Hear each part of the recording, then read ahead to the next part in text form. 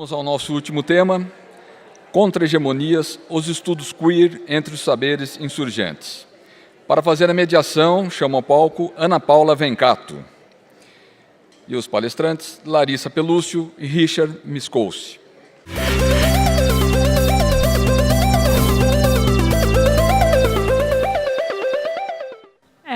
Boa tarde a todas, todos e todes. Em primeiro lugar, eu queria agradecer ao Richard, que foi quem primeiro fez o convite para eu mediar essa mesa.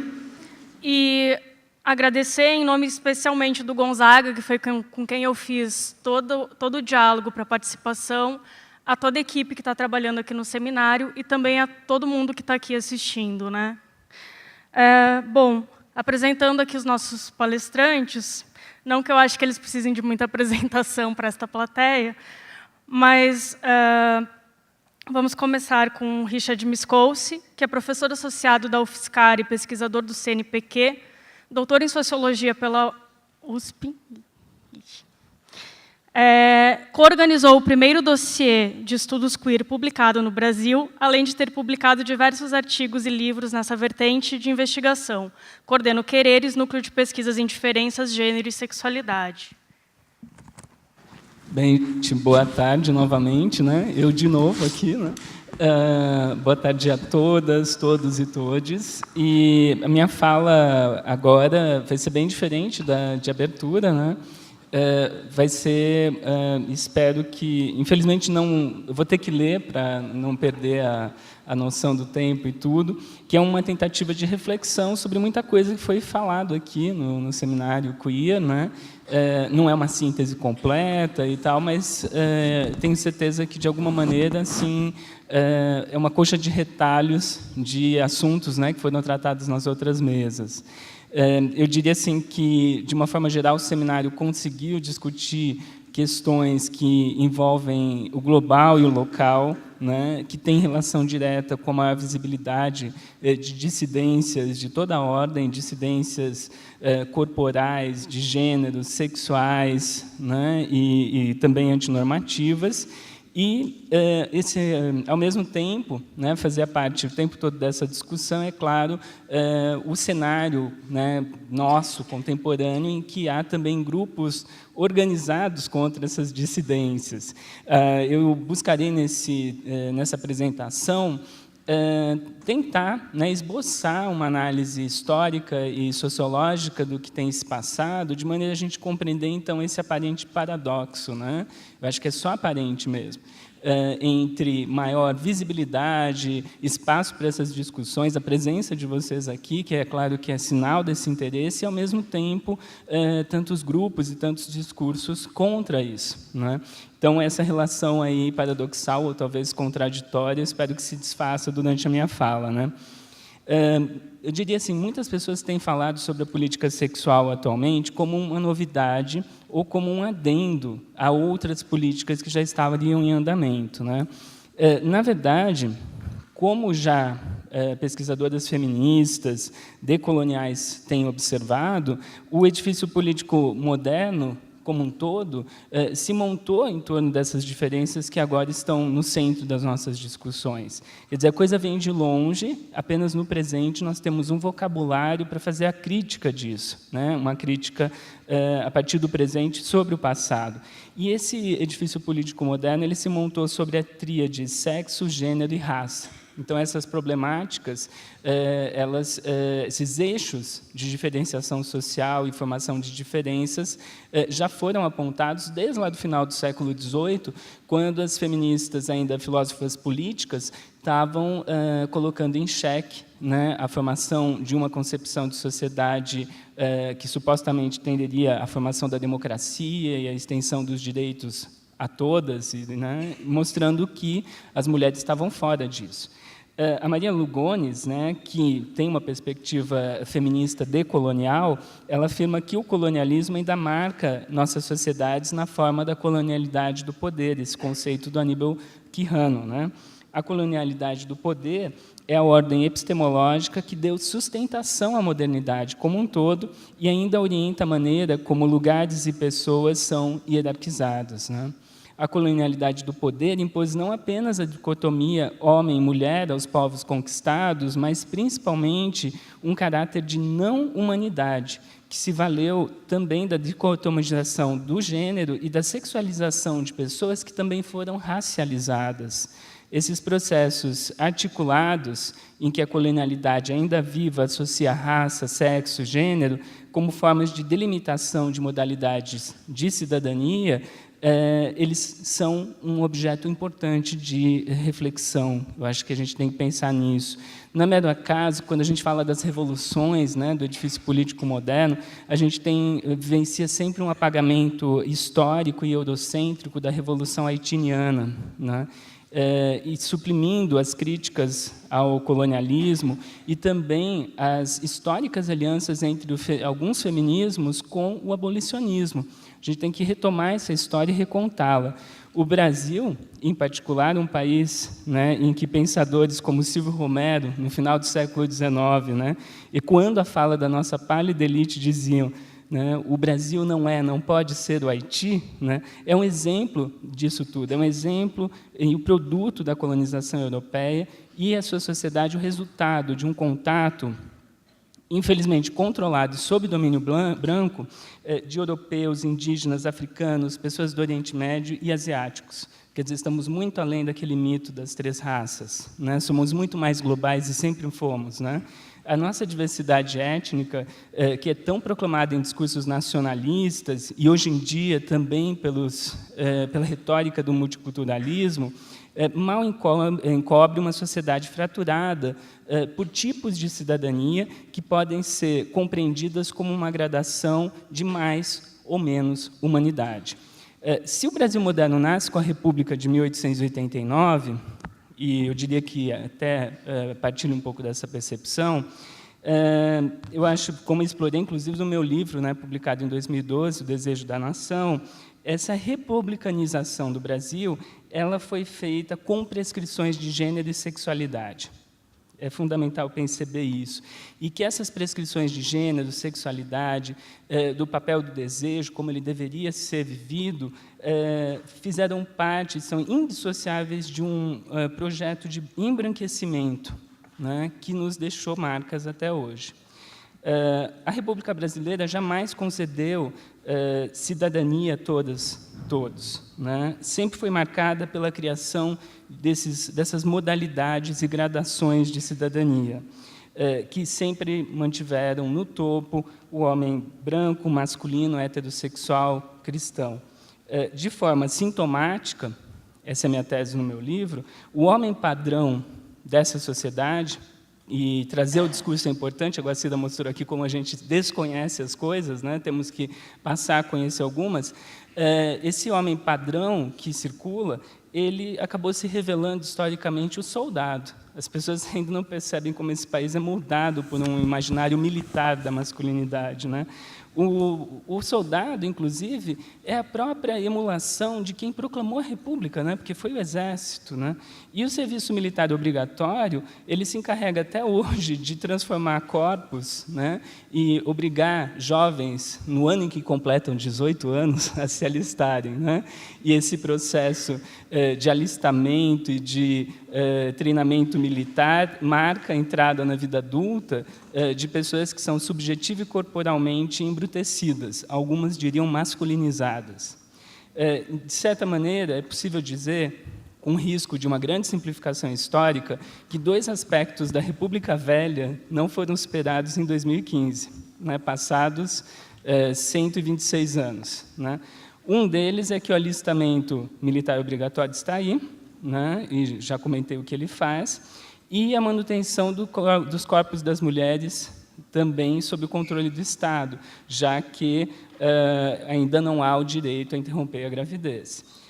Mas nem tudo também permanece o mesmo, e o que seria, talvez, fundamental compreender sobre o que se passa, então, na política sexual no presente, né? Desde o final do regime militar, do último, né, a gente passou a imensa maior parte da nossa história, e particularmente republicana, sob controle de forças violentas, em particular militares, no século XX, né, desde o final do último regime militar, em 85, a gente tem experimentado o que alguns chamam de democracia, né? Sobretudo a partir de 88, com a promulgação da Constituição ainda vigente, uma Constituição que é melhor do que o próprio Brasil, para nosso bem, né? Em contextos tão conservadores como esse, a gente pode apelar para algo que ainda permite pensar em condições melhores, né? Nesse contexto da Constituição, não por acaso se ensaiou também a transformação do que é o Brasil, do que é o Estado, né? Eu chamaria atenção para duas grandes conquistas. A primeira nasce também em 88, mesmo ano da Constituição, que é o Serviço Universal de Saúde, Sistema Único de Saúde, né? O Sistema Único de Saúde é um projeto muito bonito, nunca completamente realizado, mas que é fundamental e, hoje em dia, dá inveja a muitos países por aí, inclusive os Estados Unidos da América, como vocês sabem, né? Houve também, ainda que sem um nome específico, um avanço incrível na área educacional, uma expansão, né, da educação básica e, mais recentemente, também da superior. Se o Brasil, historicamente, tratou a sua nação quase que como estrangeira, né, se a maior parte da nossa história a gente viu o Estado, não por acaso, tratando com polícia e polícia militar, eu acho que agora dá para entender por que é polícia militar, né? É um tipo de polícia, de um tipo de masculinidade, um tipo de violência, né? Sempre, historicamente, esse foi o único serviço público universal nesse país antes do fim do regime militar, foi a polícia, né? E a gente passa, a partir de 88, a ter o Sistema Universal de Saúde e a educação chegando às pessoas, né? E não por acaso, no presente, fico muito feliz nos últimos anos também a demanda de desmilitarização da polícia, que eu acho que seria um elemento fundamental para a gente refundar a República Brasileira, né? Mas, indo especificamente para a questão das dissidências de gênero, das sexualidades, dos feminismos, eu diria que, por mais que os movimentos feministas e homossexuais tenham avançado, sem dúvida nenhuma, ainda há muito a alcançar, e algumas das suas demandas continuam represadas, né? Foi muito comentado aqui, o Jorge falou, né? Não dá para falar em autonomia corporal num país como o nosso, né? Mas por que isso se passa? Bem, dá para voltar à própria criação do SUS, por exemplo, e as políticas de saúde da década de 80, e entender o seguinte: quando a demanda envolvia o direito à vida, uma sociedade cristã, e ao menos até recentemente predominantemente católica, podia conceder esses direitos sem tantos temores sobre si própria. A partir do momento que houve um êxito do Programa Nacional de AIDS, e as pessoas começaram a querer mais do que apenas viver, né, apenas sobreviver, eu diria, surgem demandas de ordem mais de política de reconhecimento. E isso é que se torna inconveniente aos olhos da mesma elite que eu já comentei aqui. Então, a área que a gente chama de queer hoje em dia, ela começa a se reconhecer aqui no Brasil como tal na área de educação. E tem uma relação direta com o fato de que mulheres e dissidentes de gênero e dissidentes normativos, quaisquer que sejam os termos, né, encontraram na escola muitas vezes um espaço violento, mas é inegável que também é um espaço que provê um vocabulário para crítica, para revolta e para organização política, né? Então, foi em meio a essa expansão educacional que se espraiou um novo vocabulário para compreender a sexualidade, o gênero e o desejo. Formas antigas de dominação e controle passaram a ser reconhecidas como injustas e violentas. Heteronormatividade, heterossexismo ganharam as bocas feito um beijo, criando um impulso antinormativo. Se a interpretação mais comum, né, a la Foucault, é de que a educação é um aparato criado para normalizar, aqui no Brasil, como já mencionei na minha fala de abertura, onde a gente teve Paulo Freire e, maravilhosamente, temos Guacira Lopes Louro, a gente sabe que a educação pode servir aos interesses de baixo e ser um veículo de desconstrução das normas e uma contra-hegemonia. Aí eu estou citando Gramsci, né? Estou voltando a um clássico aqui, né? O que significa hegemonia? Nessa mesa a gente falou de contra-hegemonia no título, né? Tem a ver com o seguinte: é uma forma de compreender a política. Então, se a gente vai falar da política sexual, do presente, tudo, vamos entender que a hegemonia, pelo Gramsci, ela mostra a existência de uma supremacia social alcançada no jogo das forças sociais e que se estende para além das competições de forças brutas visando a organização da vida. a ascendência de um grupo sobre o outro na política, né, se ela for conseguida por meio da repressão ou ameaça, isso não vai ser por hegemonia. A hegemonia está embutida muito mais em consensos culturais, na mídia de massa, nas estruturas políticas, na organização do espaço urbano, nas políticas educacionais, né? E ela se faz e refaz no jogo das forças políticas nos quais estamos imersos, em especial por meios como a construção de consenso, né? Aquele consenso que marcou historicamente a nação brasileira, inclusive a nossa república contemporânea, o consenso sobre uma hegemonia heterossexual, branca, cristã, masculina, tem sofrido crescentes abalos com o reconhecimento das diferenças sexuais, com as demandas desse reconhecimento de gênero, étnico-raciais e também religiosas, né? Como também, citando mais uma vez a Guacira, ela mostrou que a gente tem reconhecido, né, o que a sociedade brasileira alocou no irreconhecível. A gente aprendeu que muito do que nos foi ensinado, as ferramentas que nos deram na escola e na nossa história, elas nos impediam de ver outras coisas, né? Nos impediam de reconhecer outros aspectos que também fazem a história desse país e das pessoas. Então, tudo que era irreconhecível, sobretudo o abjeto, eu acho fantástico pensar que o abjeto tem a ver com o que está fora de cena, o que não é visível, né?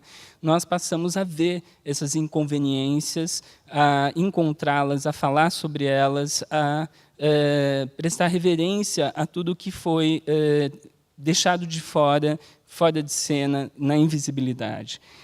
Como mostrou o Jorge também, né, de certa maneira, a gente pode pensar que o que essa sociedade que tinha um consenso sobre um modelo heterossexual branco e cristão, o que eles, nesse consenso, o que era mais inaceitável era que tivesse que se confrontar, né, na vista as outras possibilidades. E as monstruosidades, na leitura dos conservadores, elas estão se mostrando. Então, é uma abjeção, e aí é bem diferente da teoria queer no sentido do Gnot global. Se em sociedades centrais a abjeção ficou de fora, me parece que no Brasil a gente tem um histórico, pelo menos recente, das monstruosidades, né, das abjeções ganharem a cena e desconstruírem paradoxos, fazendo com o que era invisível se torne reconhecível. Pensem nessa ideia, né, o que você pode reconhecer, porque não era conhecível. Então, você está conhecendo de novo e dando a isso uma visibilidade que também é política, né? E a gente está aqui nesse seminário, eu diria, ampliando os limites do visível e do reconhecível. Essa reconfiguração de forças que a gente está fazendo, ela, de certa maneira, é a construção de uma nova hegemonia, de uma nova noção do que é o Brasil, de quem pode ser reconhecido como humano e sujeito de direitos.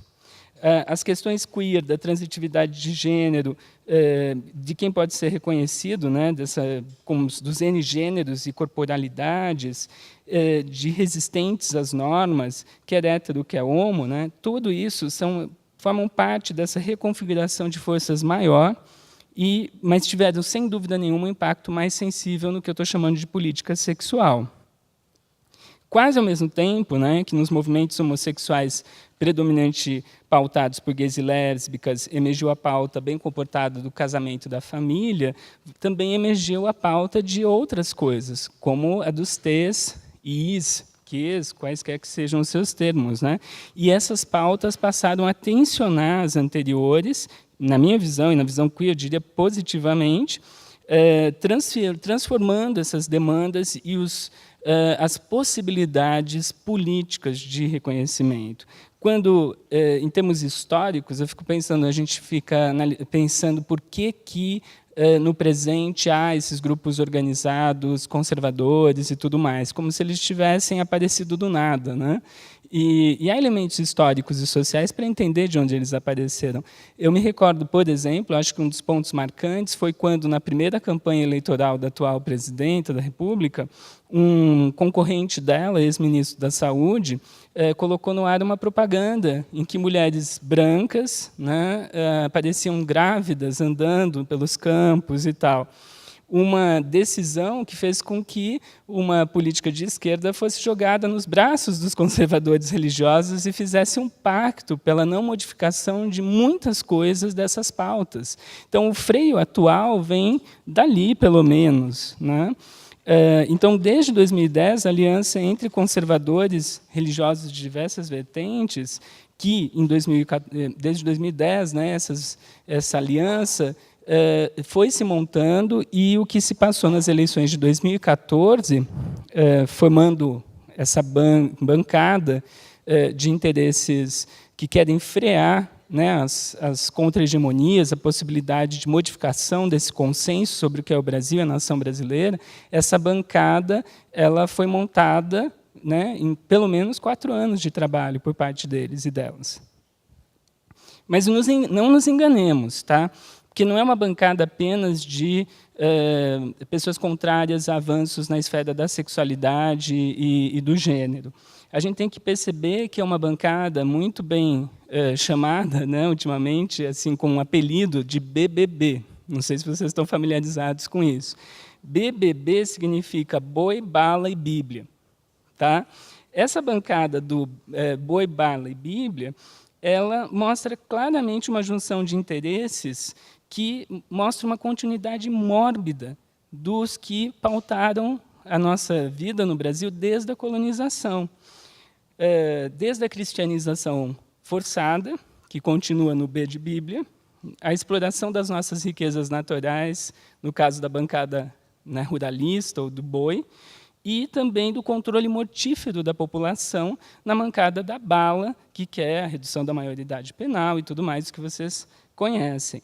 Então, a gente vê a colonialidade do poder apontado pelas feministas decoloniais na nossa cara, né? O Brasil mostra a sua cara. E encarar esse Brasil e esse consenso aí que a gente quer desconstruir, essa hegemonia política, olhando para a ministra da Agricultura, para essas figuras do Congresso, que vocês sabem muito bem, os nomes e tudo mais, nos assusta. E dá a impressão de que os nossos inimigos estão no poder e não temos o que fazer, né? Que será um rolo compressor que vai se passar contra nós. Eu diria, eu tenho uma outra leitura, né? Não precisa ninguém concordar comigo, mas a minha leitura, que eu sei que a Berenice Bento concorda, é que, por mais paradoxal que possa ser, né, o que está se passando e a formação dessa bancada é sinal de que a gente avançou e de que a política sexual está no centro da política. Nós não somos mais um adendo, uma coisa que vai se resolver com um mísero ministério, com alguma pequena secretaria, uma política adendo em algum plano, né? As problemáticas de gênero e sexualidade estão no centro da pauta. E por isso que eles estão tendo que se organizar e mostrar a sua cara, né? E a gente não tem medo de mostrar o nosso corpinho também. Então, não é um problema, né? Então, não há como prever no que vai dar, como os atores vão se comportar dentro dessa política, e não tenho como dizer para vocês, exercício de futurologia, o que vai se passar. Mas eu acho importante a gente pensar no presente, pensar no que se passa nesse momento e o que a gente pode reconhecer como instrumentos para a luta, quaisquer que sejam os resultados que virão por aí, né? Eu diria o seguinte, diante dessa articulação da bancada BBB, a gente tem que pensar sobre uma nova agenda também para a gente. Para uma agenda que, como disse Boursier, tem que ser multissituada, né? Que tem que incluir a transformação social, justiça econômica. Nós temos que criar alianças. A gente tem que ir além da demanda de igualdade, direitos no sentido tradicional, e a gente tem que encampar aquilo que não existe, não só a agência, mas sim a busca da autonomia corporal, a descriminalização do aborto, a transitividade de gênero, né? é chegado o momento da gente lutar pelo que alguns visionários chamaram um dia de revolução sexual, e que na metade do século XX, na segunda metade do século XX, foi inclusive tivemos um experimento, uma tentativa de fazer isso, de tentar romper os binarismos sexuais de homem e mulher, de masculino e feminino, humano não humano. E, face a essa organização dos grupos conservadores e reacionários, a gente tem que repensar a nossa organização. Eu acho que a gente não pode reproduzir os aspectos do poder contra o qual a gente quer, na verdade, lutar. Eu acho que esse é um grande ensinamento, né? O Foucault dizia, não se apaixone pelo poder. Não se apaixonar pelo poder é não reproduzir o tipo de violência que você mesmo sofre ou você mesma sofre. Você tem que ser mais sagaz, e eu acho que responder com generosidade é sempre a melhor política, né? Eu acho que, ao contrário do que parece, nós temos avançado na política sexual e de gênero. E, se o Brasil foi capaz de se democratizar nas últimas 3 décadas, e esse é o maior período que a gente vive dentro da democracia na história desse país, a gente não pode esquecer isso, né? Criando, inclusive, esse sistema universal de saúde que eu falei, avançando na expansão educacional e ampliando as vozes que agora clamam também por esse fato fundamental, a desmilitarização da polícia, né? A gente não pode deixar isso parar. Essas correntes são indissociáveis, né? Essas lutas, essas demandas de reconhecimento envolvendo gênero e sexualidade, eu, nesse presente, tenho certeza, elas são o que definirão o avanço ou a estagnação da nossa democracia tão jovem e do futuro que a gente pode ter para a nação brasileira. Obrigado.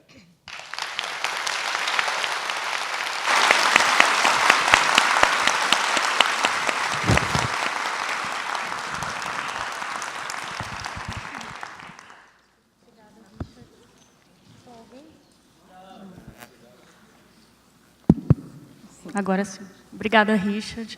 Agora eu vou passar a palavra para a Larissa Pelúcio, que é professora de Antropologia da Unesp de Bauru e Marília, doutorou-se em Ciências Sociais pela UFSCar, com uma pesquisa sobre a forma como travestis paulistanas eram interpeladas pelo modelo preventivo de AIDS. Depois, em pós-doutorado na Unicamp, investigou a inserção delas no mercado transnacional do sexo e, mais recentemente, tem voltado sua produção para o queer decolonial e os usos contemporâneos das mídias digitais, e é filha de Ansan. Pessoal, muito obrigada por terem resistido e ficado até agora.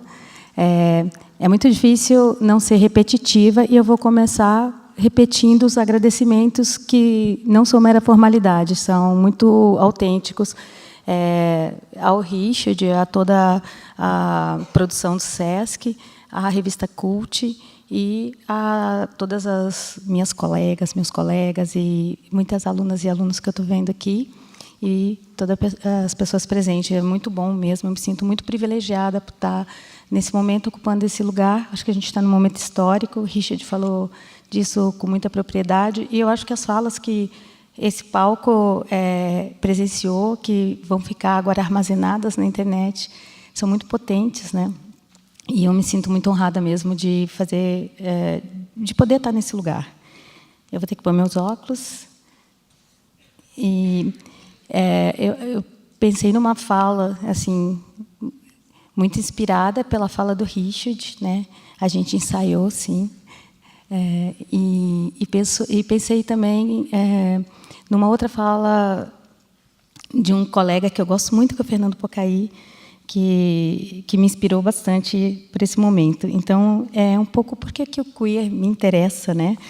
E nessa tradição epistemológica, um tanto antropofágica, pensar como que eu me deixei impactar, né? Como que eu degluti, como é que eu devorei algumas teóricas e teóricos. Então, eu acho que o Richard já fez uma síntese bem potente dessa cena política e cultural do Brasil nesses últimos 30 anos. E eu vou me ater um pouco mais à última década, que é o período de transformação, que o ponto de inflexão eu vejo, não faço isso sozinha, né, com o processo constituinte de 87 e que culmina com a promulgação da chamada Constituição Cidadã. Então, eu acho que essas coisas passaram a ser mais tangíveis, né, essas conquistas e esse incômodo que o Richard já falou, que os avanços foram gerando. Agora, nessa última década, isso se torna muito mais tangível. E eu quero propor uma leitura, talvez singular, né, para esse período, uma leitura na qual os estudos queer me oferecem uma lente especial de leitura. Eu tenho pensado muito nisso, né, numa ciência ótica mesmo, para promover uma outra forma da gente olhar, e isso também já foi falado aqui, né? E essa lente, ela tem me permitido novas miradas analíticas, né, para pensar esses processos de transformação do presente. E eu, assim, que tive uma criação dentro do materialismo histórico e dialético, né, meus pais eram comunistas, eu, por décadas, e acho que nós, muitas pessoas da minha geração, por décadas, a gente conheceu só uma teoria potente de transformação social, que foi o marxismo, né, com a sua leitura aguda sobre as desigualdades de classe e toda essa maquinaria de exploração que o sistema capitalista produziu e que denunciava as formas objetivas de opressão.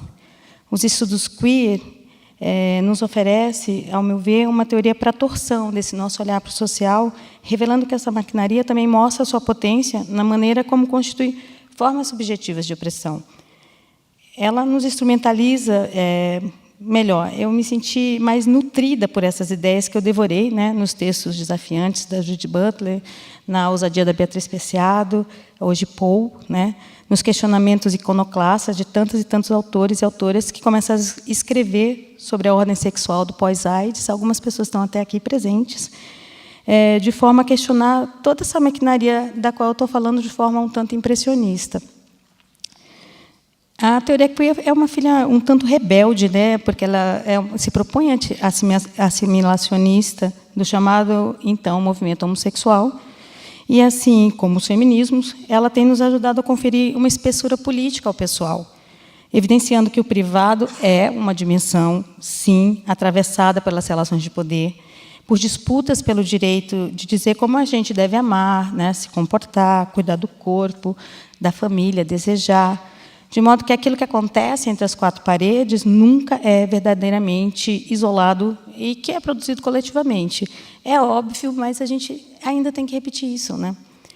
Corpo, sexo, gênero, a gente tem visto, pouco tem a ver com natureza, com biologia, são, antes de tudo, assuntos de Estado, e eu aprendi isso com a Berenice Bento, e eu repito sempre. Então, essas coisas estão no âmbito do poder formal, né, que tem uma capacidade incrível para cristalizar verdades, né, a partir de um determinismos e essencialismos que são muito simplificadores, mas é nessa simplicidade que mora a sua potência, né, a sua força de convencimento. É uma força que também se dá pela reiteração bem sistemática sobre como deve ser o corpo, o sexo, o gênero, para ser inteligível, para ser belo, para ser digno, para ser considerado normal, com todas eu não vou ter toda a eloquência do Jorge para dizer isso, mas ele já disse. O paradoxo disso é que, justamente, essa necessidade constante da reiteração da naturalidade do corpo, dos gêneros, do sexo, da raça, faz que a gente desconfie que essas diferenças são mais construções sociais, históricas, culturais e políticas do que uma obra da natureza. Senão, né, a gente não precisava ficar reiterando, e isso não é uma novidade, até o Lévi-Strauss já disse isso. Assim como a insistência em achatar a pluralidade das sexualidades, me parece muito mais uma forma sutil e eficiente de controle dos corpos, das subjetividades, do que uma lei assim, da biologia. A naturalização desse discurso sobre os corpos, gêneros e sexualidades vão impactando vidas diariamente, inclusive as vidas que se percebem como normais, né, como alheias, quando não avessas, a todas essas demandas contemporâneas que questionam os privilégios da heterossexualidade, as invisibilidades compulsórias dos afetos homossexuais, que autorizam interpelações violentas contra os corpos que escapam da ordem binária. E eu acho que todo mundo se lembra, né, um exemplo de como mesmo as pessoas que acham que não estão capturadas por esse tipo de regulação podem se ver vítimas, agredidas por elas. O pai e o filho que, numa festa agropecuária aqui no interior de São Paulo, estavam abraçados e foram atacados. O pai perdeu, inclusive, uma parte da orelha, porque se supôs que se tratava de um casal gay. Bom, então, a normalidade não vai te salvar, né? Feito esses parênteses, eu volto à dimensão política da Constituição das subjetividades. Eu me interesso, sobretudo, em pensar naquelas marcas derivadas dos longos e persistentes processos de subalternização, de rechaço, de desqualificações. Essa ordem social que gestou modalidade de cidadania definida por raça, sexo, gênero, como o Richard falou ainda há pouco, né? Ela vai criando hierarquias flagrantes, mas que pareciam, até bem pouco tempo, muito bem assimiladas pela maior parte da sociedade. E essa ordem, talvez seja melhor dizer essa desordem, precarizou vidas, né, e autorizou silêncios que, por sua vez, foram encobrindo toda uma micropolítica de violações que compuseram uma tessitura bem complexa entre questões de classe, tensões de raça, naturalizações de gênero, perseguições às sexualidades dissidentes. E, culturalmente, isso é muito flagrante, né, nas piadas racistas que diminuíram, né, mas elas ainda estão presentes.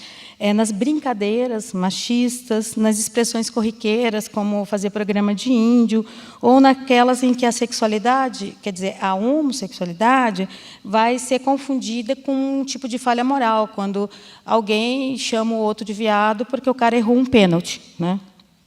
Então, há pelo menos 3 décadas, a gente tem se empenhado para cunhar um novo conjunto de expressões que sejam mais descritivos que ofensivos, né? E quando se trata de falar, principalmente quando se trata de falar dessas diferenças recusadas. Mas é engraçado que a gente foi fazendo isso, mas veio logo um contradiscurso que parecia muito melhor, dizendo assim, é o politicamente correto, né? Como se isso fosse ruim, né? Como se fosse uma pentelhação da nossa parte, um capricho, né? Como se nós não fôssemos seres simbólicos, que nos constituímos pela linguagem e que classificamos, representamos, entendemos o mundo a partir de uma linguagem. A Butler escreve, não lembro em que texto que é que ela diz, se nós não fôssemos seres linguísticos, as palavras não feririam. Então, as palavras pesam, né? E elas importam. Ampliar esse léxico para a gente falar dos corpos fora da norma, de relações afetivas não heterossexuais, de constituição de gêneros binários e mais simétricos, não é ideológico. Não no sentido que eu aprendi com o marxismo, né, e que agora parece capturado por grupos bastante reativos que se apropriam de lutas históricas para desqualificá-las, né? Isso se trata de uma postura política, o que a gente tem feito. Então, eu acho que ideológico é pregar que gêneros são imutáveis, essências do ser, naturalizando dessa forma as hierarquias, né? Obliterar os olhares para dados estatísticos que temem mostrar que a violência contra as mulheres acontece dentro de casa, né? Esse espaço tão sacralizado, né, e pouco problematizado pelos ciosos do fim da família, esvaziar o sentido amplo desse conceito, tratando a família a partir de um modelo super idealizado que pouco responde a todo um complexo conjunto de arranjos domésticos que a gente encontra à nossa volta. Eu não quero uma família que continua expulsando as travestis de casa, né, que é violenta, que bate ferozmente no seu filho, que parece muito feminino, ou que violenta as suas mulheres. Bom, também me parece ideológico, né, apontar o perigo na homossexualidade, quando, pelo menos, para a maior parte das mulheres, eu acho que, se não para a imensa maioria, o que a gente sempre temeu foi a heterossexualidade masculina, né, que ela que nos cerceia no nosso uso pleno do espaço público, né, porque ela vem sendo ensinada aos meninos como um sinônimo de violência autorizada. Ideológico é dizer que o machismo é maior nas mulheres e o racismo nos negros. quer dizer, fazendo uma perversidade, né? Impingindo a culpa pela reprodução da opressão, não às instituições, aos produtos culturais, né? À ausência de políticas públicas, a uma educação que fale de gênero, mas aos ciosos de perder, mas às próprias pessoas que recebem essa violência, né? O Richard também já apontou a relação entre a educação e a constituição de hegemonias, e não é por acaso que o aumento das demandas por direitos sexuais, por simetrias de gênero, de raça, de etnia, vão aparecer com muito mais força no início desse século, porque é justamente quando a gente tem uma queda muito significativa no número, nossa porcentagem de analfabetos, né? A gente de 25,9% que a gente tinha até nos anos 80, a gente entra nos anos 2000 com 13,6%. Essa elevação da escolaridade, fala a Célia Scalon, né, incide diretamente sobre a capacidade de participação, de organização social e de disposição à reivindicação de direitos. E eu acho que daí vai derivar a reivindicação dos direitos assentadas nas demandas sociais que vão bem além, mas que também se colocam em conexão com questões econômicas. Os ditos diferentes, né, chamados muitas vezes de minorias, como uma forma de minorar suas demandas, passam a requerer reconhecimento, legitimidade, e vão, assim, almejando cada vez mais poderem viver vidas habitáveis, e eu adoro essa expressão. Os diferentes são, muitas vezes, os desiguais, e essa é uma questão que a gente tem pensado bastante, né? Porque, por meio de quais processos sociais e econômicos, culturais também, nós fomos transformando diferenças em desigualdades. Não se constitui primeiro uma diferença e depois uma sociedade injusta e desigual. Observa o Nestor Canclini, que é um pensador argentino. Existem diferenças de caráter étnico, linguístico, de gênero, de idade, que não necessariamente estão condicionadas pela desigualdade, mas há outras diferenças que são justamente provocadas pelas desigualdades, nas interações entre diferentes. E aqui eu ainda estou citando o Canclini. E o nosso país ele tem muita dificuldade, né, de lidar com as diferenças.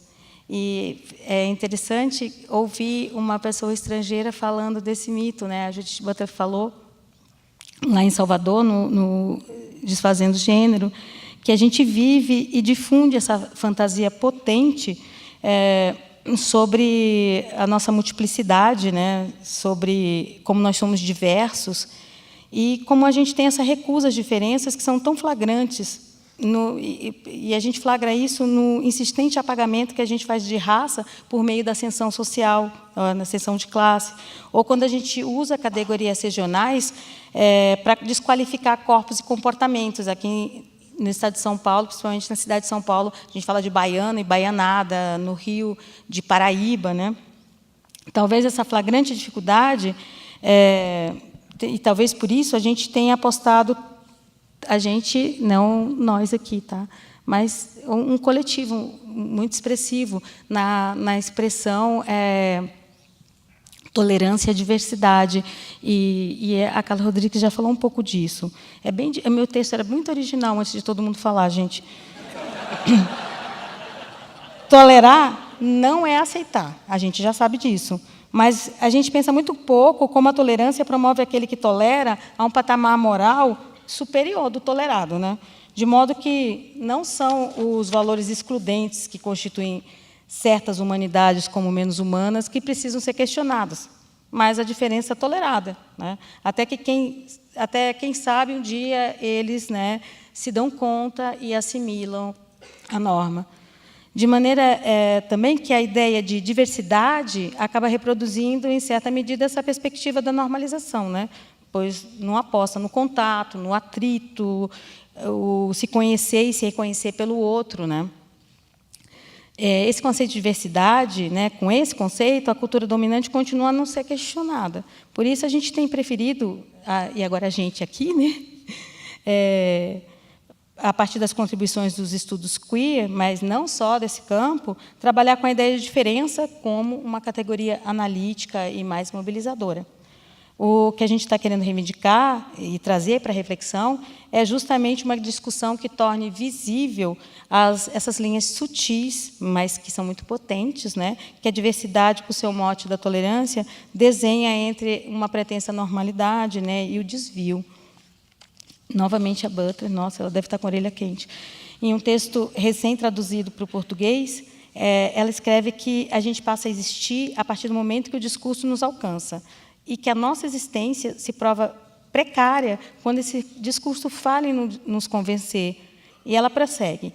Mais enfaticamente, no entanto, aquilo que nos vincula moralmente tem a ver com que o discurso do outro, quando se dirige a nós, de maneira que não podemos evitá-lo ou mesmo dele desviar. Essa implicação realizada por meio do discurso do outro nos constitui, a princípio, contra a nossa própria vontade, ou talvez colocado de forma mais apropriada, antes mesmo da gente formar uma vontade. E aí eu fechei aspas. E a gente tem que tensionar, a partir dessas lutas coletivas que assumem formatos pouco convencionais de enfrentamento, esses discursos que subalternizam, que capturam certas vidas, que vão desqualificando essas vidas por conta da raça, do gênero, da orientação sexual, da etnia, da classe. E tudo isso é relativamente novo, né? Por isso está em processo, por isso gera tantas ansiedades e tensões, inclusive internas. E eu vejo assim que, como acadêmicas e pessoas que trabalham com educação, a gente passou a ser convocada com muita constância, né, a pensar sobre esse cenário cambiante, que é muito desafiante. E eu gosto de pensar que as nossas vozes são muito mais audíveis hoje do que já foram em outros momentos, e eu compartilho dessa mirada mais otimista do Richard, né? Talvez por isso haja tantos pânicos gerados justamente pela percepção que esses debates têm sua potência, que sensibilizam escutas importantes, né, gerando nessas pessoas mais conservadoras as ansiedades que vão aparecendo em discursos assim de tom apocalíptico, né, sobre a dissolução das instituições, a falência moral até o fim da humanidade. Outro dia eu tinha visto um plastiquinho assim, o fim da família, o fim da humanidade. Então, fiquei com medo, né?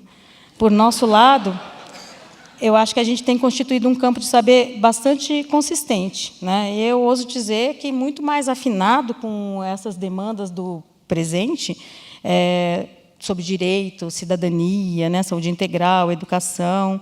Então, estão querendo calar minha voz aqui. Já 5 minutos, né? Já passou, Ana?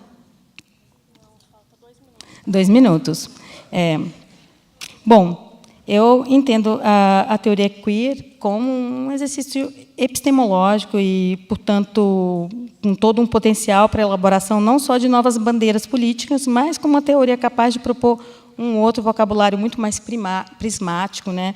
Uma nova gramática que vai ajudar a gente a desafiar a estreiteza de uma ciência que foi nos ensinando que, para sermos levados a sério, a gente tinha que usar os artigos no masculino, e quando a gente vai falar de humanidade, falar de homem, né, como uma abstração e pretensões de neutralidade.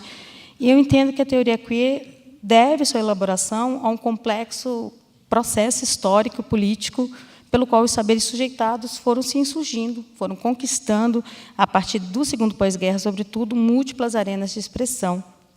E essa insurreição dos saberes subalternos foi bastante sensível do marco de produção feminista, né, do qual a crítica queer eu vejo como tributária. Essa postura insurgente que exigiu das teóricas e ativistas dos movimentos feministas a criação de uma linguagem própria para fazer ciência, né, pois a linguagem que tinha disponível não dava conta, né, porque apagava a nossa fala. E aí as feministas falaram na primeira pessoa, deram essa potência política à sua subjetividade. E isso eu acho tão lindo, porque eu gosto muito de uma frase da Beret, que ela fala: os feminismos, né, assim como o queer, são teorias pirotécnicas, porque nos oferecem instrumentos para o cerco, para a guerra e para o espanto. E eu vou pular. Então, eu agradeço a presença de todos e de todas aqui. Obrigada.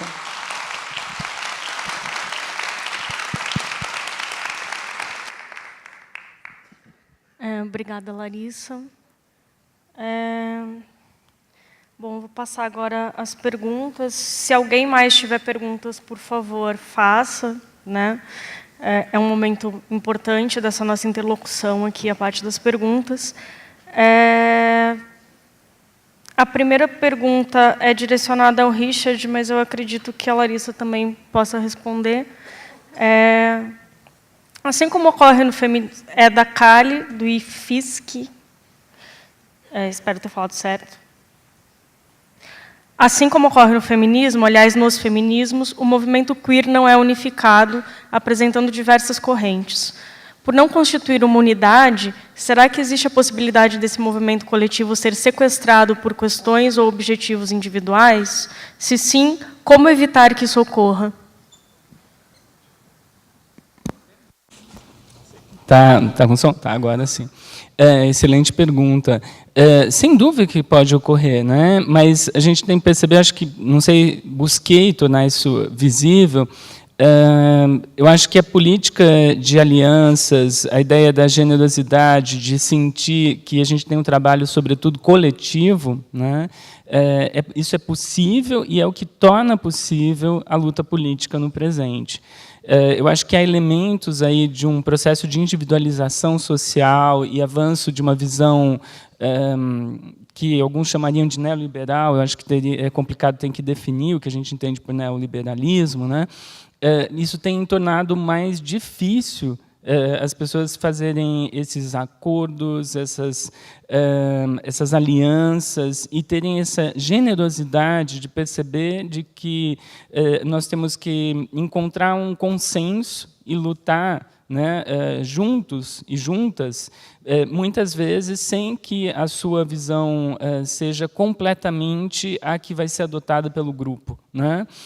Se pense basicamente nos movimentos, o LGBT, isso é mais claro até pelas letrinhas, né? Eles necessariamente são plurais, isso pode ser uma riqueza, mas fazem com que a política tenha que ser construída de outra maneira, é um consenso feito num embate que tem que ser democrático, mas que exige a capacidade de desindividualização, de perda um pouco do ego e da centralidade de si em tudo, né? Eu acho que na sociedade brasileira, por termos passado por quase 12 anos de governo de esquerda e tudo mais, nós tivemos a falsa impressão de que estávamos construindo uma sociedade mais pautada por essas generosidades, alianças e possibilidades aí coletivas.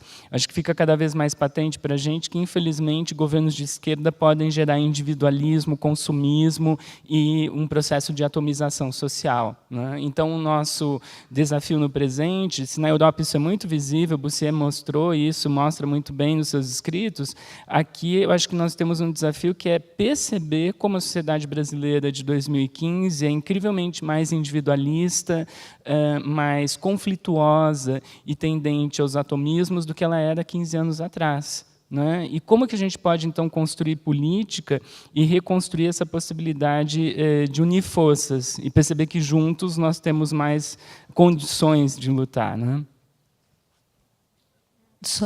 Só um acréscimo, assim, a questão das alianças é fundamental, né? Porque a gente está num momento de embates que são internos também, porque a gente está formulando novos vocabulários, a gente está tendo pela primeira vez, talvez, espaços de visibilidade para pessoas que, historicamente, foram alijadas desses espaços, né? E experimentar esses novos lugares e tensionar essas falas é uma coisa que é um exercício. Então, eu não vejo como um problema que sejam múltiplos movimentos. Eu acho que o problema é que nós não estejamos, muitas vezes, dispostas a construir as alianças, né? Num momento que elas são estratégicas e fundamentais, desde dentro, né? E só eu fico pensando, quando eu era adolescente e eu acompanhei muito o processo de luta pela anistia, da democratização, da chamada redemocratização no Brasil, né? A gente saía com faixas na rua, eram várias pessoas segurando a mesma faixa. E agora cada um vai levando seu cartazinho, né? Talvez a gente tenha que voltar a segurar palavras de ordem potentes juntos, né? Juntas, porque ontem era meia dúzia de gente aqui tocando gaita de fole, né? Caboclos tentando ser ingleses, mas hoje a gente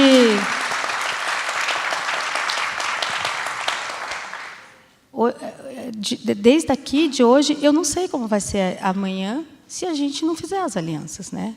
Então eu acho que é bem importante, é fundamental que tenha essa pluralidade, que é assim que a gente vai construir também e avançar, mas que a gente saiba também fazer as alianças para poder fazer os enfrentamentos necessários. Eu vou fazer 2 perguntas que eu acho que dá para juntar aqui. Uma é da Melissa, do FRJ, que vai perguntar: quando afirmamos que a escola é uma instituição que exerce controle e normatiza os corpos, não colaboramos para uma metanarrativa que é a educação/escolarização? O que dizer, então, da população LGBT que retorna à escola como profissionais da educação, se esse ambiente é tão degradante? E a outra é do Jean Gonçalves, da USP. Enquanto saber insurgente, a teoria queer ainda é centrada na educação, sociologia e antropologia.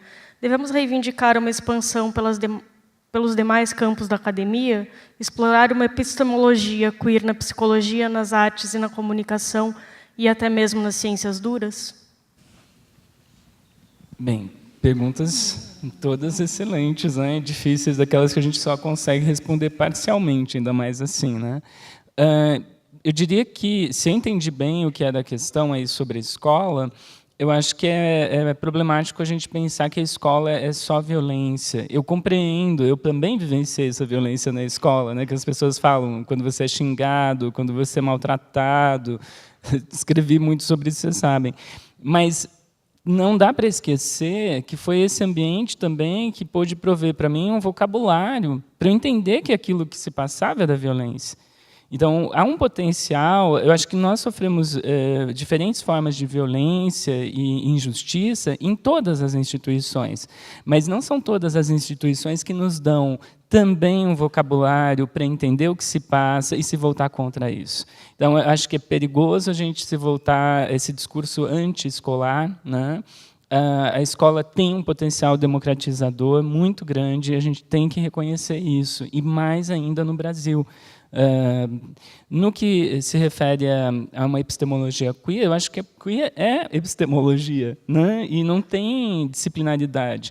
As pessoas se encontram no queer, pessoas de várias formações, de várias disciplinas, e inclusive pagam alto preço por secundarizar muitas vezes a sua formação disciplinar e dar uma ênfase muito mais ao compromisso político que marca essa epistemologia queer, que é uma epistemologia política, né? O que nos une é essa epistemologia política e muito menos a nossa especialidade profissional. E essa epistemologia política ela tem o potencial de interferir em todas as áreas. Essa é a sua riqueza, e eu acho que é isso que faz com que tenha tanta gente aqui nesse evento, das mais diversas profissões, áreas de atuação e tudo mais. Porque a gente não está querendo formar sociólogos, antropólogos, nada disso. A gente quer discutir as bases de formação de conhecimento, direitos, demandas e também insurgências. Oi. Eu acho que a gente tem que... É uma pena e, ao mesmo tempo, é um desafio, é uma potência, essa história de tirar o gênero dos planos municipais de ensino, né? A gente não pode esmorecer nessa luta, porque ela faz falta na formação também, lá nas ciências duras, como foi questionado há pouco. Não é a arquitetura, a engenharia, né? Todas as áreas da saúde, elas estão carecendo dessa discussão, e isso é muito flagrante, porque todo mundo aqui que está orientando, que está dando aula, e mesmo no ensino básico, tem recebido essa demanda com muita frequência, né? As pessoas estão atrás de se instrumentalizar, as pessoas estão atrás dessa transformação, e a gente tem que prover isso. A gente está nessa construção, que é uma construção coletiva. E eu queria falar, né, eu me lembro, porque eu li agora, Melissa, as pessoas chamadas LGBT voltando para a escola, né, como professoras ou como professores. E eu penso no Daniel Camargo, que é um homem trans lá de Bauru, o trabalho tão lindo que ele está fazendo na escola e o enfrentamento que ele faz, né, se dando a ver, conversando muito abertamente com as alunas e com os alunos, mas não colocando, né, ele não é aceito porque ele é um homem trans. Ele é um homem trans que é um excelente professor. E eu acho que tudo isso, eu estou querendo dizer que, de fato, a gente tem experimentado mudanças. As alunas e os alunos estão afim do Daniel, né? Respeitam, não só, aí agora, invertendo, não só porque ele é um bom professor, mas porque ele é uma pessoa corajosa, né? Digna de estar ocupando aquele espaço. Então, eu acho que isso sinaliza mudanças que a gente não pode esquecer e que a gente não pode aceitar retrocessos.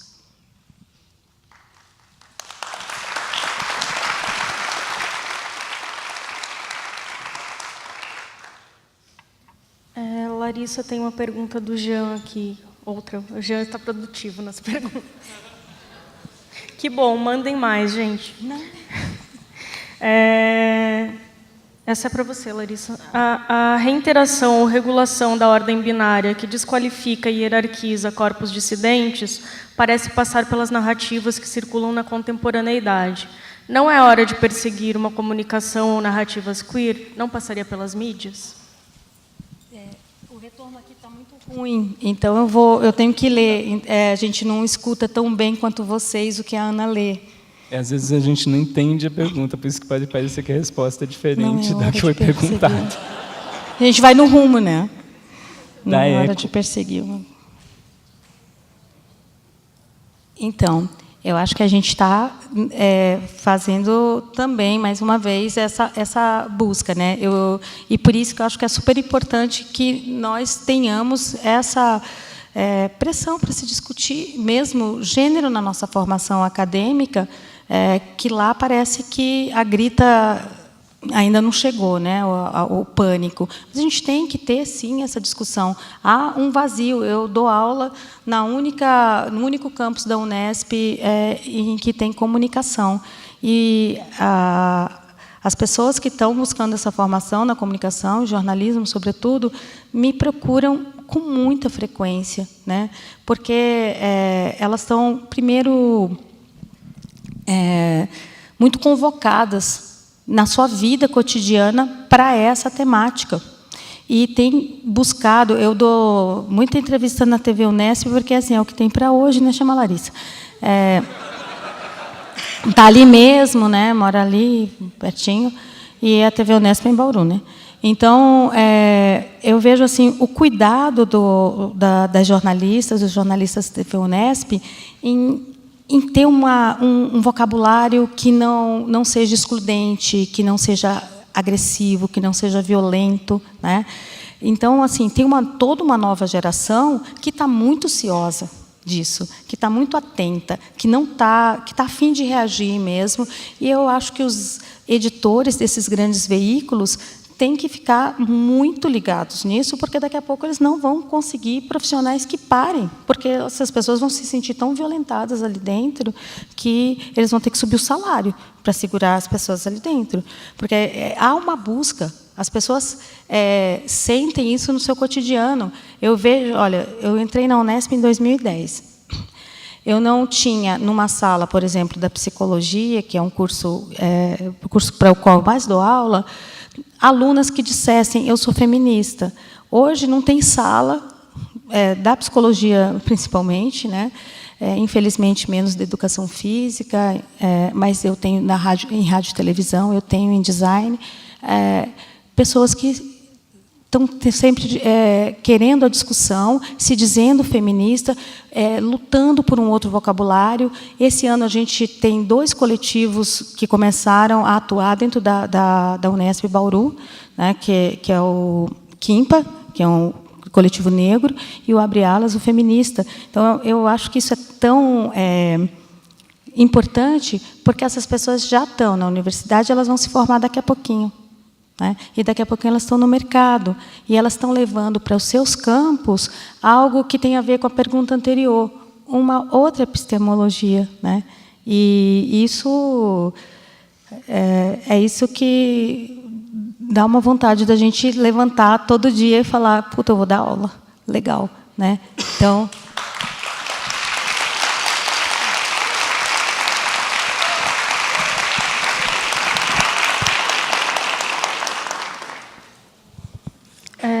Agora a pergunta do Robson, da Unisal, é para vocês dois. Do ponto de vista das políticas públicas, como podemos falar dos corpos abjetos das travestis em situação de rua e como a teoria queer interpreta essa questão de não pertencimento das trans que estão em situação de rua? Bem, a Larissa vai poder responder com muito mais propriedade do que eu, né? Mas eu diria o seguinte: a gente não, isso é uma conquista nossa no Brasil.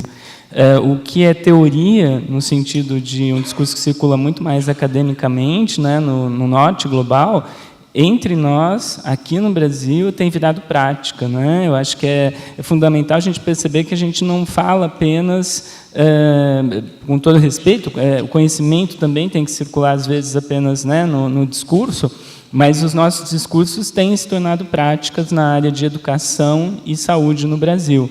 Infelizmente, não com a amplitude, né, que a gente gostaria, mas as iniciativas têm sido feitas nesse sentido, e há algumas belíssimas envolvendo a educação, que vocês sabem muito bem, o trabalho da Guacira referência e tantas outras pessoas, né? E na saúde eu conheço alguns exemplos, mas a Larissa vai poder falar muito mais sobre isso por causa da sua própria experiência, né, como pesquisadora, lidando com travestis, não diria de rua, né, de população de rua, mas que ela tem mais informações. Acho que uma das coisas muito interessantes da luta, né, contra a disseminação da AIDS foi o lugar de transformação da saúde. E foi muito interessante ver pessoas da área da saúde ampliando o seu espectro de conhecimento para também encampar a parte de discussão sobre direitos, sobre violência. Isso as sobrecarregou, né? Porque elas tinham que dar conta não só de toda uma demanda por cuidados profiláticos, a prevenção, a assistência, né?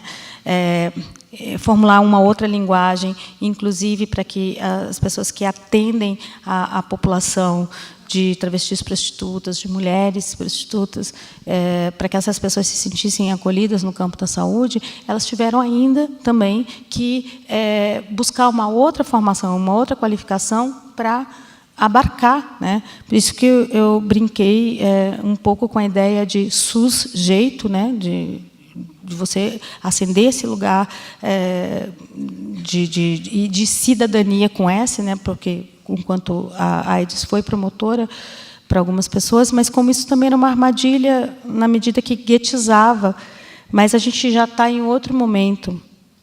E eu vejo que tem uma coisa interessante, Robson, para a gente pensar, e que ela é ruim, mas ela indica uma outra necessidade de a gente pensar na saúde para além, pensar em cidadania mesmo, um ser. Travestis têm vivido mais, né? As travestis morreram muito cedo. Elas têm vivido muito mais. Só que essa sobrevivência, muitas vezes, tem as colocado muitas delas em situação de rua, né? E aí as políticas para isso são muito violentas ainda que não desejem ser, acabam sendo, né? Os abrigos, a forma como os abrigos são generificados, todo o processo de desmontagem, né, que a rua obriga e impõe. Então, há muito tempo eu não estou no campo, né, nem da saúde, nem com o trabalho com travestis que se prostituem, mas tem algo também para a gente pensar sobre todas essas transformações e que novas respostas a gente vai gerar agora que há um certo desmonte. Bom, primeiro que a crise econômica enxugou o dinheiro geral, né? Mas que também há um certo desmonte dos programas. Onde tinha mais dinheiro, né, até onde eu acompanhei, era sempre no campo de prevenção à AIDS. Então, a gente precisa mesmo de saúde integral, né? A gente precisa de uma outra cidadania, e, para isso, a gente precisa de tudo que nós já conversamos aqui, de outras formações, de um outro vocabulário, de um outro olhar. E isso é o desafio que nos mobiliza, né? Eu tenho mais 3 perguntas aqui, que são perguntas, digamos, mais duras, mais críticas, inclusive, para nós que estamos aqui. E eu vou fazer as 3 juntas e depois vou fazer uma pergunta também, pensando nessas questões, uma pergunta minha, no caso. Bom, a primeira é para o Richard. Richard, durante o seminário falou-se muito nas transformações políticas de reconhecimento das chamadas minorias, raciais, sexuais, de gênero, etc.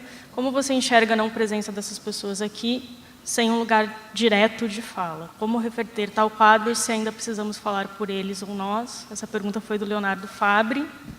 Você quer ler?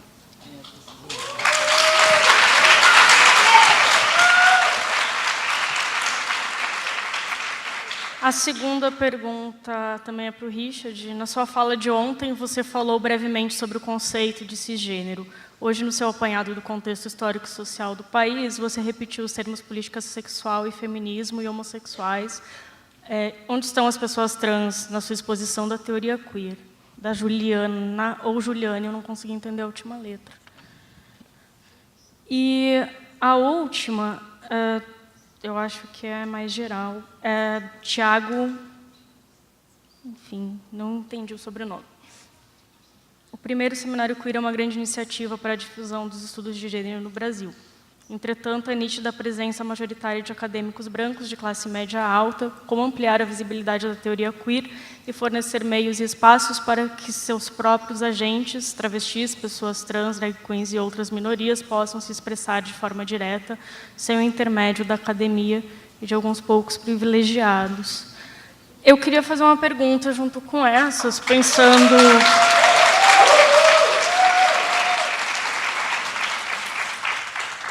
muito na fala de vocês. Uma coisa que a gente estuda é que, quando a gente fala em direitos humanos, não existe briga-ganha, né? Considerando o nosso momento político atual do Brasil, em que a gente tem perdido direitos não consolidados que a gente tinha minimamente conquistado ao longo das últimas décadas, pós-abertura política, como é que a gente pode pensar, lógico, considerando as diferenças e as nossas diferenças internas, essas novas alianças necessárias para combater esse conservadorismo que vem no Brasil de hoje?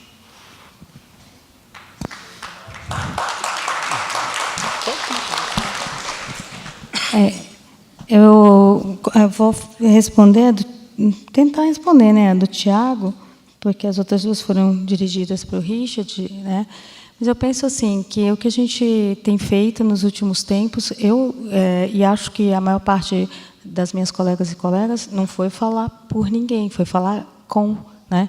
Eu aprendi, eu acho que quem eu sou hoje teve a ver com uma adesão teórica, que é uma adesão política, que eu aprendi ela muito na rua mesmo, né?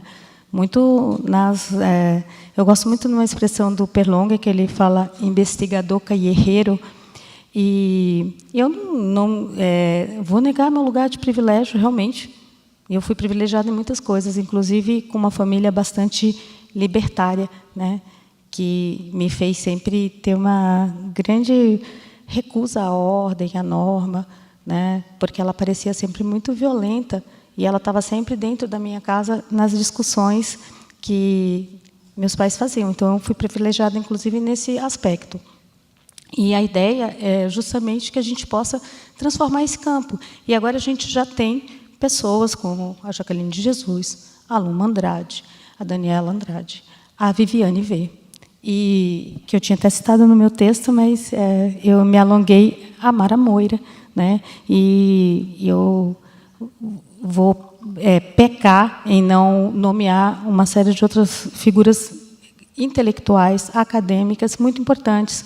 Num recente seminário em Laçando, a gente teve uma mesa toda composta por pessoas que são acadêmicas e são trans, mas e que estão ainda se formando, né? Mas estão.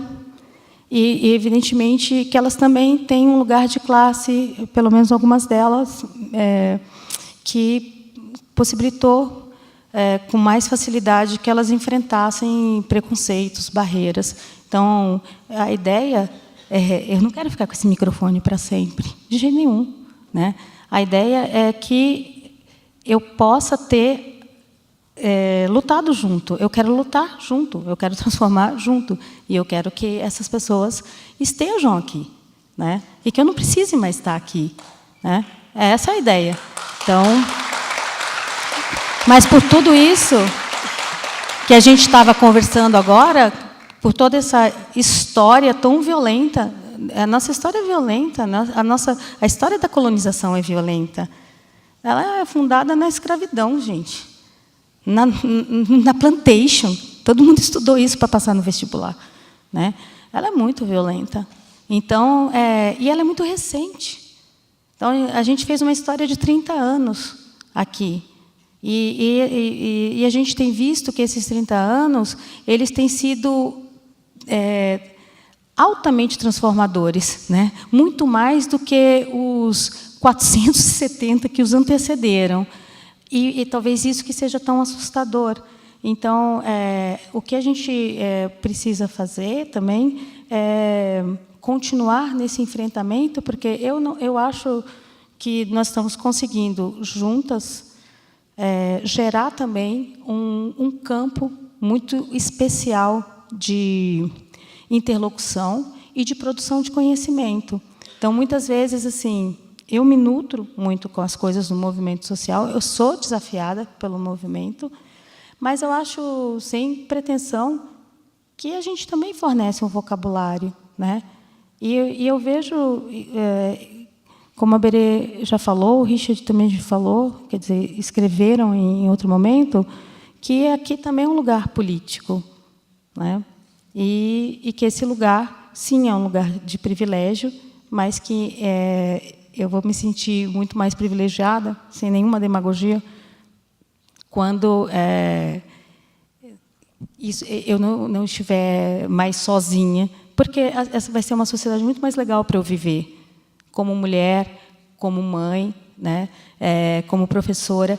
Toda noite eu dou carona para alunas que ainda temem o estupro, né?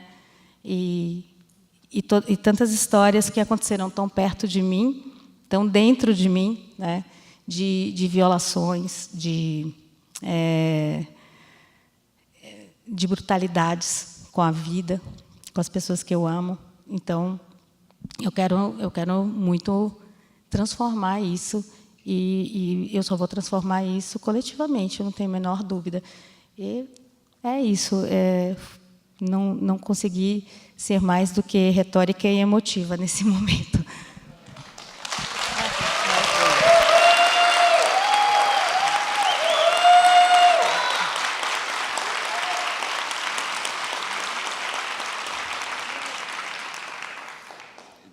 Não sei se talvez eu tenha falado um pouco rápido, né? Mas o tempo todo uma das questões era sobre questões de transexuais, né?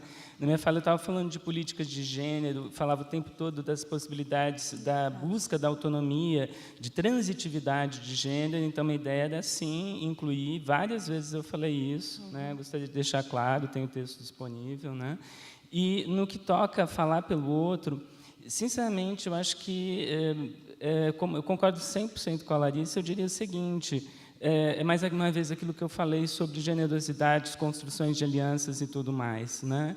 Eu não estou aqui disputando fala com ninguém, né? Eu também sofri violências, eu também tenho essa experiência e, sobretudo, eu resolvi construir o meu compromisso acadêmico como sendo um compromisso político com aqueles que sofrem, com os corpos que são violentados e tolhidos na sua autonomia, na sua agência.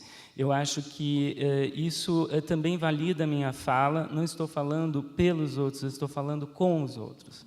Né? Falar com é um posicionamento político, sobretudo numa sociedade que nos joga sempre no enfrentamento, na violência, no conflito e nos divide, né? Tirando de nós a nossa força e o nosso potencial político-intelectual. Né? Essa é a minha visão. E no que toca a falar pelo outro, eu penso na Spivak. Vamos pegar a Spivak? A ideia da Spivak é a seguinte: o subalterno não pode falar, não porque ele não tem voz. Você pode trazer, às vezes, pessoas e dar o microfone para elas. Falta o vocabulário. Nosso trabalho é construir um vocabulário que permita reconhecer violências, ampliar as possibilidades de a gente compreender a nossa política, o lugar que a gente ocupa nela e, sobretudo, pensar em espaços que possam ser mais compartilhados, vividos em conjunto, né? Que possam ser positivos para todos e não nas pequenas políticas das divergências atomoizantes, neoliberais, que fazem pessoas quererem ser, na verdade, estrelas representantes de outros grupos. Né? Só quero Essa é a fazer minha um visão. parênteses antes de você começar, porque quando o Richard fala de falta de vocabulário, que eu vi que teve burburinho, não é isso. A verdade é a seguinte: quando a Spivak fala, e ele está falando no contexto da Spivak, é o seguinte, que ela diz, para você ser realmente escutado, levado a sério, você tem que falar com os termos hegemônicos. E o que a gente tem que fazer é muito como o Pedro Paulo estava propondo, né? Valorizar outros saberes. Então, assim, saber que outras sociológicas são possíveis, né? E que esse vocabulário que hoje é desprestigiado, e eu talvez fico pensando quantos de nós aqui presentes não já de alguma forma em assembleias estudantis ou em outros fóruns não demos menos ouvidos para algumas pessoas que pareciam não dominar o vocabulário que nós achávamos legítimos para aqueles fóruns. Então, é nesse sentido que a Spivak vai dizer que os subalternos não podem falar, não porque eles não têm voz, não porque eles não têm um vocabulário, mas porque a forma como eles se expressam não é reconhecida pelos saberes hegemônicos e é brutalmente desqualificada. É nesse sentido. Então, desculpa a redundância, gente.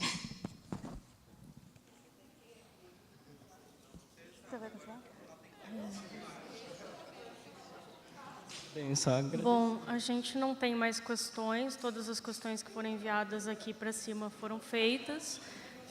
Eu queria agradecer ao Richard e à Larissa a presença de todos, todas e todes. E também eu gostaria de agradecer ao SESC, à revista Cult, a todas as pessoas que trabalharam nesse seminário, sem as quais nada disso seria possível, e as pessoas que também estão nos assistindo de casa, dos seus computadores, enfim. E eu vou pedir uma salva de palmas para quem não está aqui, porque não conseguiu inscrição.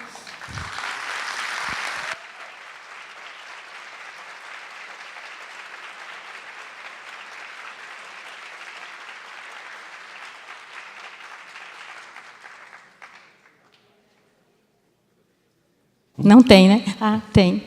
A monitoria, que foi super solícita. Eu queria também agradecer, sobretudo, a Deise Bregantini e dizer que o sonho dela virou realidade.